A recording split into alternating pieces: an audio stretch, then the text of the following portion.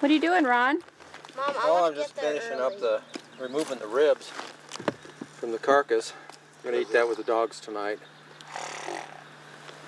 We'll be joining you. That's right. We've got the whole Abo clan going whole down. Abo clan. We're going to do. Just don't eat the dogs. Just don't eat the dogs? Just don't eat the dogs. Yeah, we don't want dogs to eat the in dogs. winter. Yeah. My family.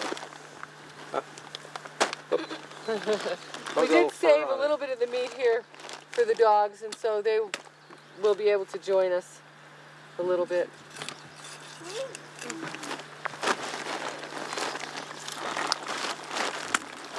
One of the things that we do is make sure that we use all the animals. So we use the ribs for making different types of things. The rib bones are good to use to make bone knives with. They have almost the shape of a knife already, and even though they are curved a little bit, it's easy to work with that and get some good knife blades out of that. We can also get some gaming pieces for the hand game out of that. And a fire bow, yeah. You can get a fire bow out of that too. You can see they'll make a perfect, buffalo ones are nice and big, they make a perfect fire bow. So there's a lot of things that we can do with the ribs.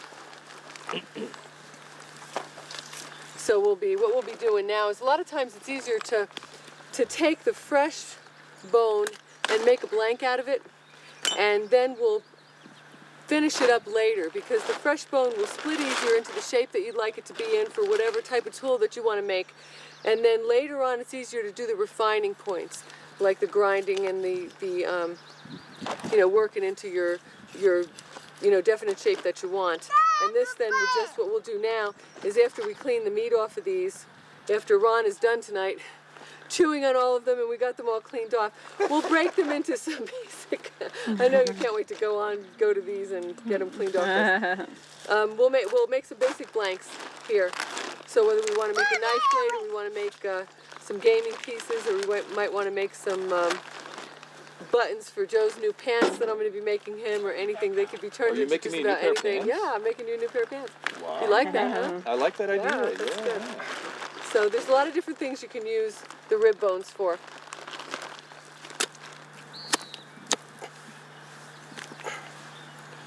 Back in Volume 9 of the Woodsmasters series, we visited a couple of primitive knife makers, and one of those guys, a fellow named Tim Lively, and Tim made this here knife for me way back in the days we filmed that video, and I've been saving it for a special purpose, and the purpose was right here when we took apart this buffalo skeleton.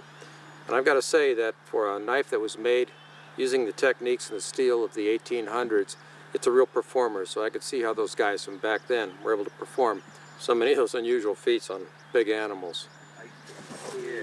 Right here I have a piece of bark. It's from a cottonwood tree nearby, and I just pulled it off the tree. There was a dead branch down there, and I just took the cottonwood bark off the tree, and I'm just going to peel a little bit of this inner bark off and make a cutting board out of this so I can cut some of the meat on this piece of bark. Bark, we use it for a lot of different things. It's a good fiber. You can make cordage out of it.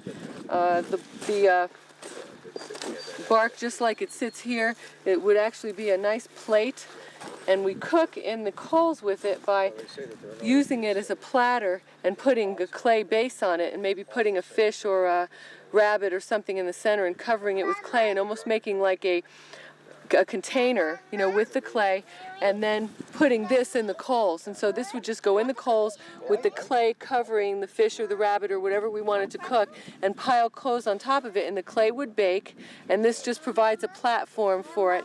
And then when we're ready, when it's completely cooked, we'll take it out. The clay will be hard, and we'll break the clay open, and we'll still have this as a plate to serve it on. So we use bark that we find from the cotton tree around here for a lot of different things. And right now I'm just going to take this and make a cutting board out of it. This is a piece of flint that I'm using for this, and we just gathered it out of the hills, and it's a good tool for scraping, and it's working really good on this little cutting board that I'm making. And this is just a little collection of some of the tools that we've been using here today, and I usually keep these on hand just for different cutting jobs. There's some obsidian in here along with different pieces of flint, and this is just a piece of just river rock that we chipped off, and it made quite a good sharp blade, and we were able to use that too. So there's a lot of different things out there that people can use if you just look at things in a little different way. You just look at things and see, what can I do with this? What can I make from it? What can I use it for? And people usually come up with a lot of ideas just on their own. This is the rib cage, and we're taking a lot of rib meat off and drying it over. We just got done. Julie, do you want to put this on the rack over there, hon? And we're gonna be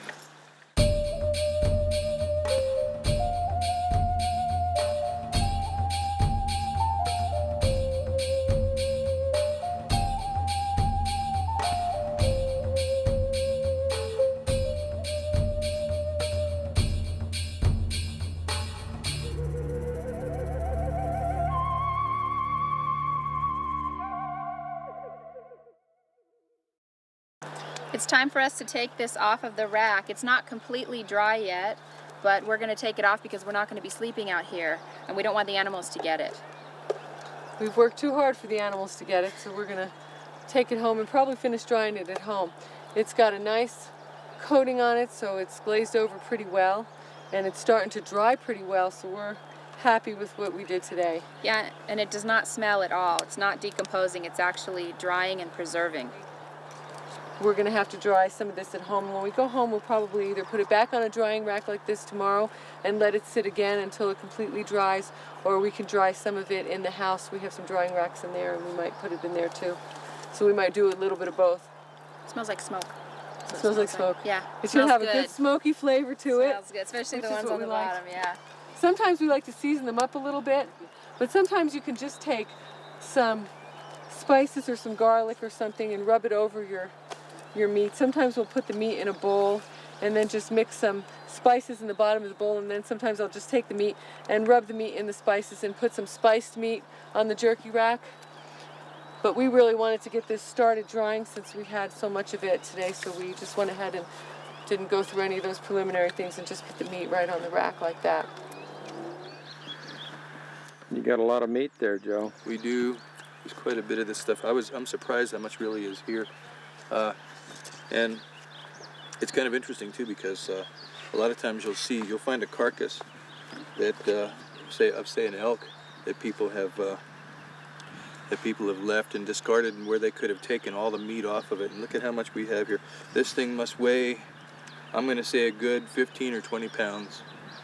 And that's all wasted meat if you don't do something with it. This is all edible. All good stuff. And if I was a little bit taller, I'd be able to reach this easier. But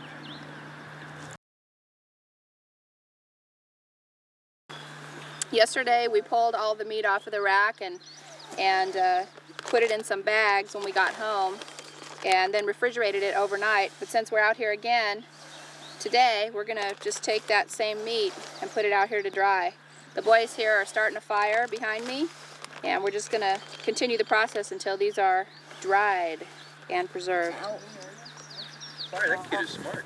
What are you doing?